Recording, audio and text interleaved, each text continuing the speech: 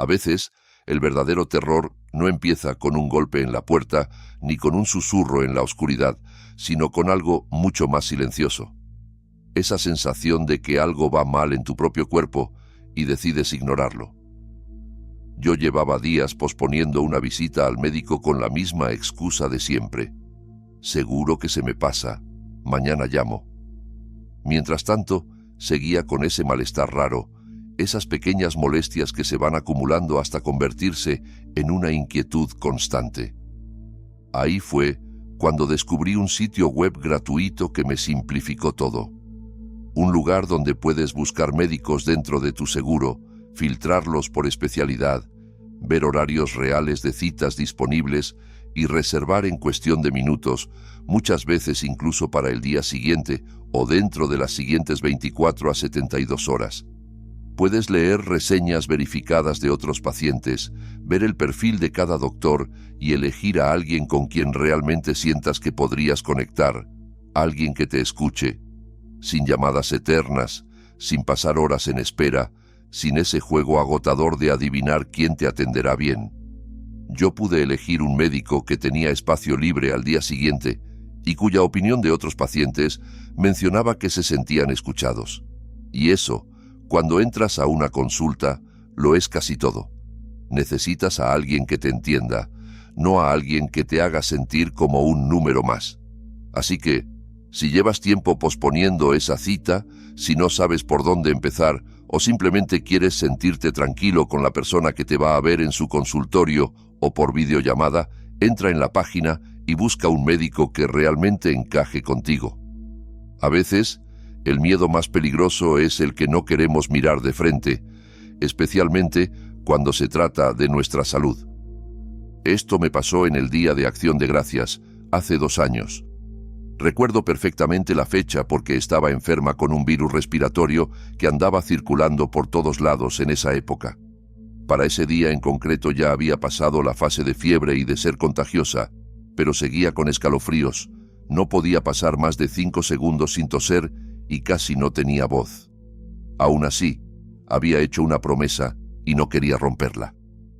Una amiga y compañera de trabajo, Camila, iba a estar fuera de la ciudad por las fiestas y me pidió que cuidara de su gata, una gata mayor que necesita medicación todos los días. Le dije que sí, porque vive a poca distancia a pie del restaurante donde trabajamos y en ese momento todavía no estaba enferma. Cuando me puse mala, ya era tarde para echarme atrás y además me daba cosa dejar a la pobre gata sin sus medicinas. Al mismo tiempo, estaba hablando con otro amigo, Andrés, sobre cómo los dos queríamos volver a jugar tenis y a ir a los bolos, como hacíamos en el instituto. Mis raquetas y mi bola de boliche las tenía guardadas en casa de mi papá, porque el dormitorio universitario donde vivía era diminuto. Yo vivía en una ciudad grande, iba a la universidad y no tenía coche. Me movía en transporte público. Como estaba enferma en Acción de Gracias, no pude ir a pasar el día con mi papá, pero estaba empeñada en recuperar mis cosas, porque solo voy a su casa un par de veces al año. Si no las recogía ese día, pasarían meses antes de poder jugar con mi amigo. Así que me encapriché. Me obligué a mí misma a cumplir el plan.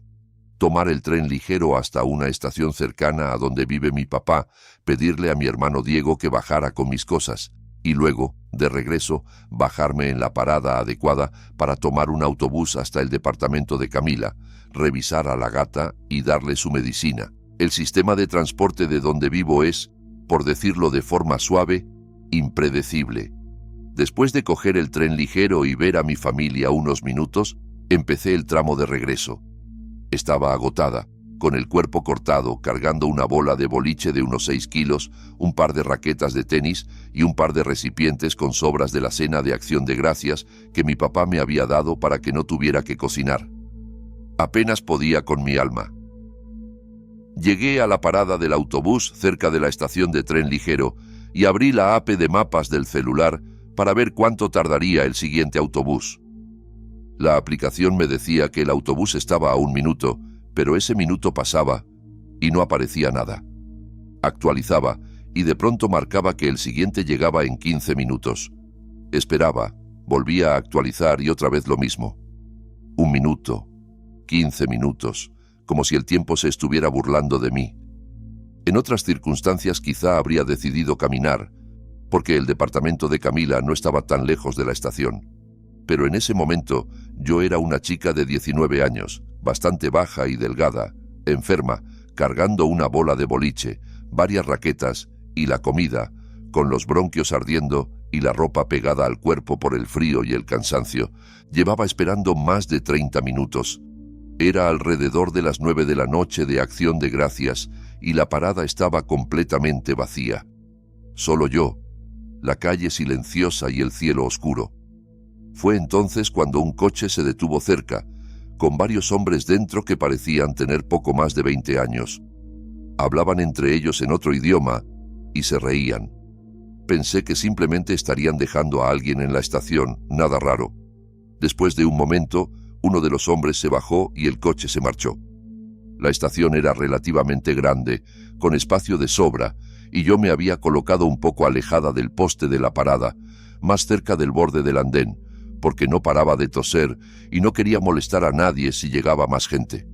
Aún así, aquel hombre caminó directo hacia mí y se sentó en el banco que había justo a mi lado, pudiendo haber elegido cualquier otro sitio. Al principio no le di tanta importancia. Me limité a mirar fijamente la pantalla de mi teléfono, vigilando cómo el tiempo de llegada del autobús cambiaba una y otra vez, y de vez en cuando me inclinaba para asomarme a la calle por si veía aparecer los faros. Pasaron un par de minutos. De pronto sentí algo sobre mi hombro. Él se había levantado sin que yo me diera cuenta y me había rodeado con su brazo, apretándome contra su costado. Mi mente se quedó en blanco. Estaba tan confundida y tan sorprendida que me paralicé. Durante unos segundos, mi cuerpo no reaccionó. Él murmuró algo, como preguntando si estaba bien. Yo apenas conseguí responder con la voz rota, que sí, que estaba bien, que solo esperaba el autobús. Después de un momento, soltó la presión, volvió a sentarse y yo sentí una oleada de alarma, pero también traté de racionalizarlo.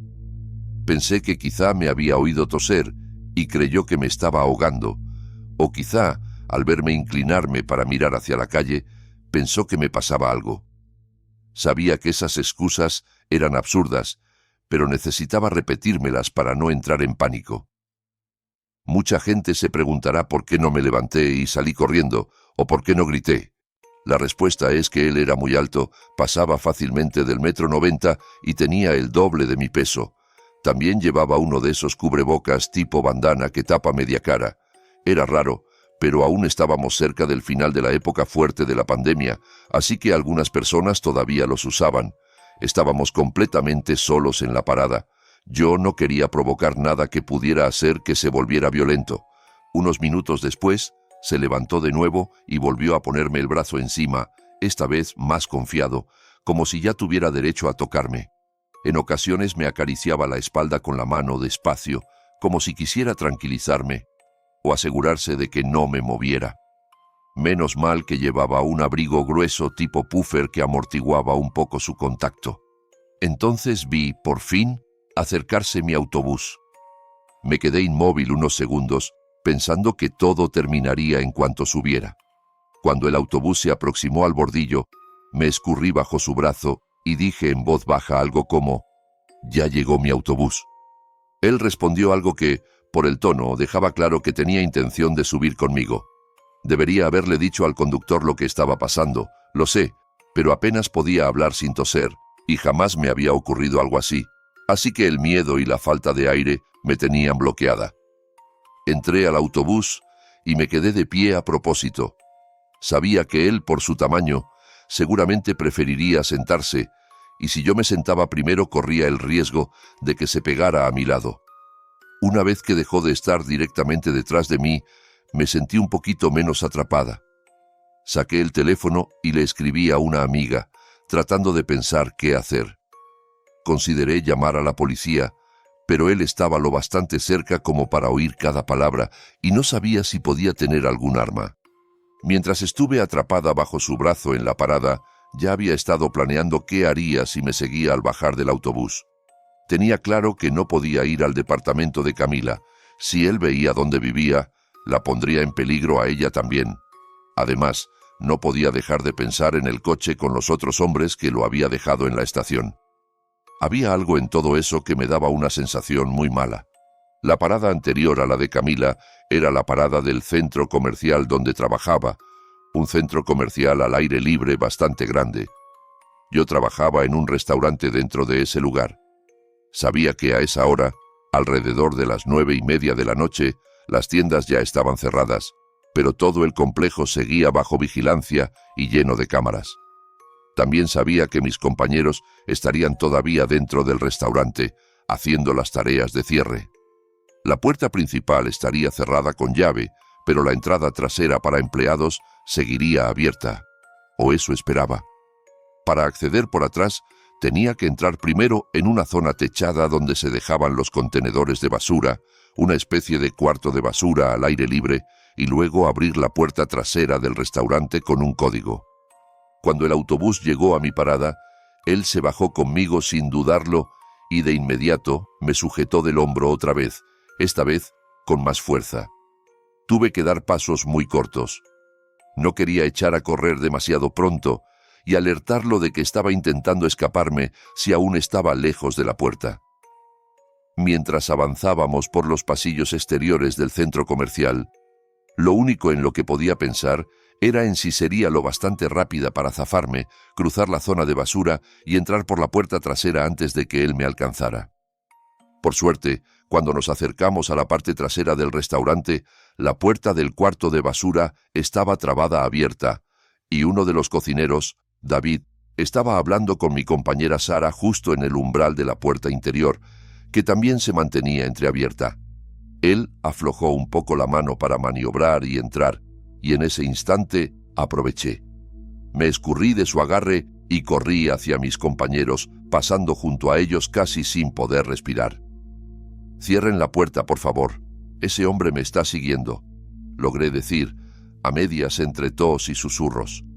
Sara, sin hacer preguntas, cerró la puerta de golpe. Apenas habían pasado 2 segundos cuando la manija empezó a sacudirse con violencia. Él golpeaba la puerta con los puños, intentando entrar. David me miró, desconcertado, y yo le expliqué lo mejor que pude, entre ataques de tos, que no conocía a ese hombre que me había seguido desde la parada del autobús que me había tocado sin permiso. Llamamos a la seguridad del centro comercial. Mientras esperábamos, mirábamos por las ventanas del restaurante hacia el exterior. Podíamos verlo paseándose frente a la fachada, inquieto, clavando la vista en la puerta por la que yo había entrado. Al cabo de un par de minutos, lo vimos entrar a la heladería que quedaba justo enfrente de nuestro local. Cuando llegó seguridad, me hicieron algunas preguntas. ¿En qué autobús venía? ¿Cuánto tiempo llevaba siguiéndome? ¿Si había dicho o hecho algo más? Yo apenas podía hablar, pero les di todos los detalles que recordaba.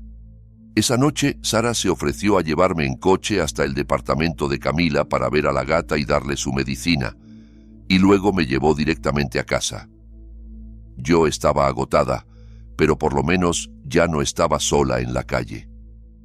Unos días después, mi gerente, Nadia, me comentó que la seguridad del centro comercial quería saber si yo quería presentar cargos. Le dije que no estaba segura todavía, que lo que más quería era saber el nombre de ese hombre y qué había dicho que estaba haciendo allí. Nadia me dijo que hablaría con ellos, pero nunca volvió a mencionar el tema, y yo tampoco volví a saber nada. Hasta hoy no tengo ni idea de qué quería realmente ese tipo, aunque me imagino lo peor. Con el tiempo, todo se fue borrando de mi mente, como un sueño feo que prefieres no recordar. Pero hace poco, la misma amiga me volvió a preguntar si podía cuidar a su gata en acción de gracias. Y con esa simple petición, todos los recuerdos regresaron de golpe, como si alguien hubiera apagado las luces de nuevo en aquella parada desierta. Ahora escucha bien, porque lo que viene a continuación pertenece a otro lugar, a otra noche y a otra clase de miedo, pero puede que te deje mirando la oscuridad de tu propia casa con mucha más desconfianza. Esto sucedió a principios de diciembre, también hace 2 años, cuando conduje hacia las montañas para visitar a un viejo amigo al que no veía desde hacía mucho. Para esta historia, su nombre ficticio será Sergio y mi nombre real es Javier. Éramos amigos desde la secundaria, pero después de graduarnos, él se mudó con su familia a un pequeño pueblo de montaña y yo me quedé en Nueva York por trabajo. Con los años, simplemente dejamos de hablar tan seguido. No hubo peleas ni discusiones, solo distancia. Dejamos de contarnos nuestras vidas. Por eso, cuando Sergio me escribió de la nada para decirme que debería visitarlo un fin de semana, sentí una especie de nostalgia, una oportunidad de recuperar algo del pasado. Me aseguró que era la mejor época para ir, porque la nieve le daba un aire rústico y acogedor a la zona. Sonaba bien. Yo pensé que sería divertido ponernos al día, recordar viejos tiempos. El viaje en coche hacia la montaña fue más largo de lo normal, porque tuve que conducir despacio por las placas de hielo en la carretera. Casi no había otros coches, y el sol se ocultó temprano, alrededor de las 4 de la tarde. Cuando por fin llegué a la zona donde vivía Sergio, ya era una oscuridad total. Él vivía en una casa de madera antigua, pegada a la ladera de la montaña. Había unas pocas casas más, muy separadas entre sí, la mayoría con luces mortecinas en las ventanas, tragadas por la nieve y la noche. Era una zona perfecta para esquiar, si supiera hacerlo. Cuando entré en su camino de entrada y lo vi salir de la casa para saludarme, algo me hizo ruido de inmediato. No supe qué era al principio. Tal vez era que llevaba años sin verlo y mi memoria lo había distorsionado, pero había algo distinto en su forma de hablar, en su manera de moverse.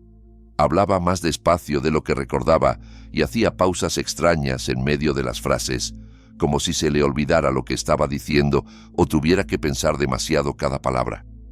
Me ayudó a cargar mi maleta y entramos.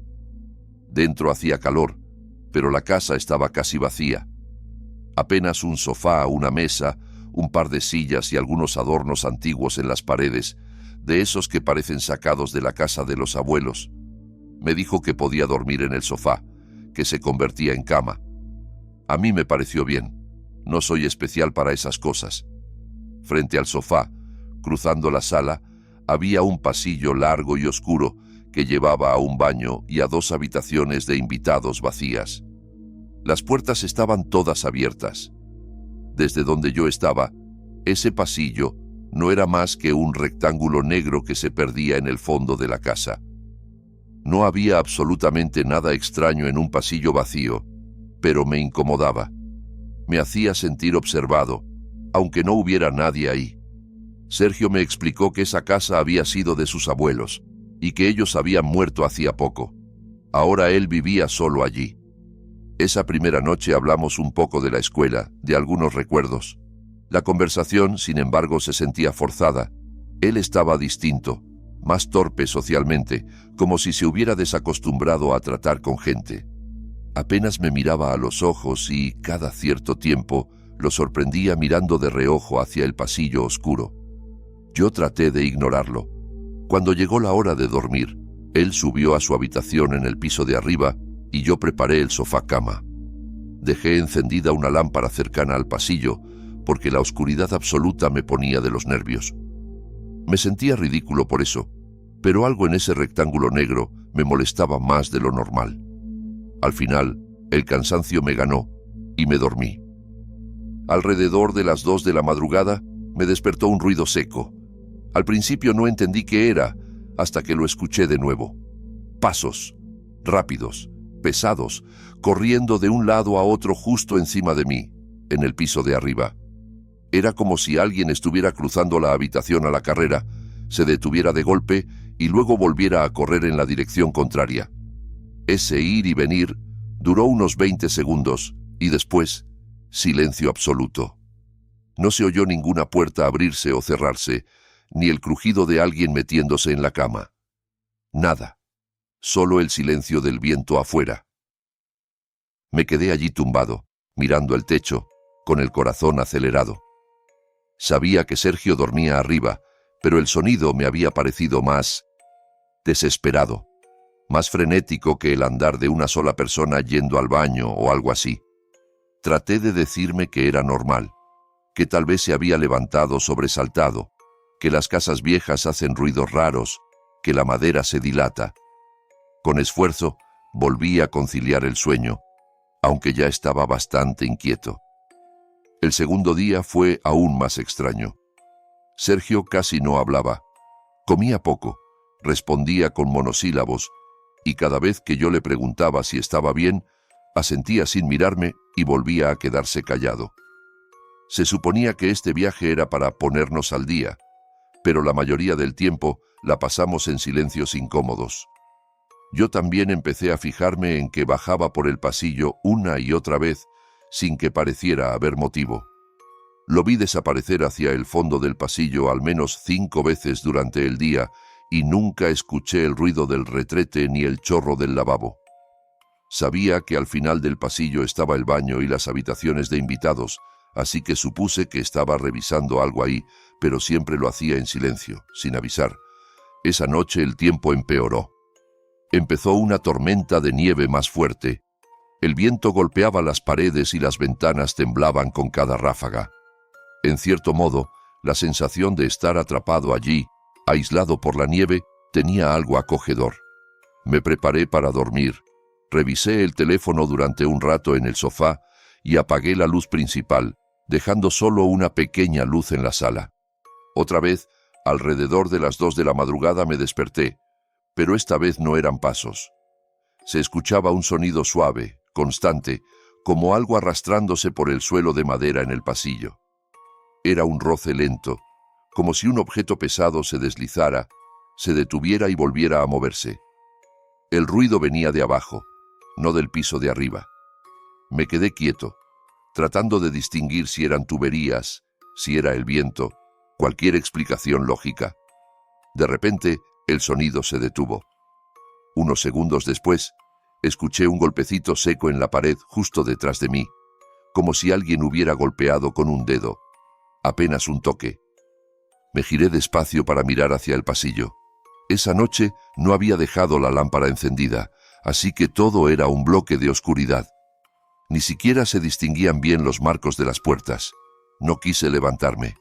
Me di la vuelta en el sofá intentando acurrucarme y repetí mentalmente que las casas viejas siempre hacen ruido, que la madera, que el viento, que todo tenía explicación. Al final me dormí, o al menos eso quiero creer. El tercer día, mi incomodidad ya era constante. Cualquier cosa en la casa me ponía tenso. Lo peor era Sergio. Lo sorprendía mirándome fijo, como si evaluara algo, como si estuviera esperando a que yo notara algo. Cuando nuestras miradas se cruzaban, él desviaba los ojos hacia otro lado o hacia el pasillo, sin decir palabra. Hubo un par de momentos en los que pensé seriamente en irme antes de lo planeado, pero la tormenta seguía fuerte, y conducir montaña abajo con el hielo no era precisamente una buena idea. Esa noche, después de cenar, Sergio subió temprano a su habitación, sin anunciarlo, sin despedirse. Yo me quedé un rato más en la sala mirando el celular, preguntándome qué estaba haciendo ahí realmente.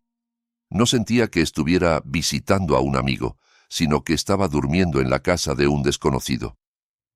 Poco después, apagué las luces, dejé solo un pequeño punto de luz lejana y me acosté en el sofá-cama.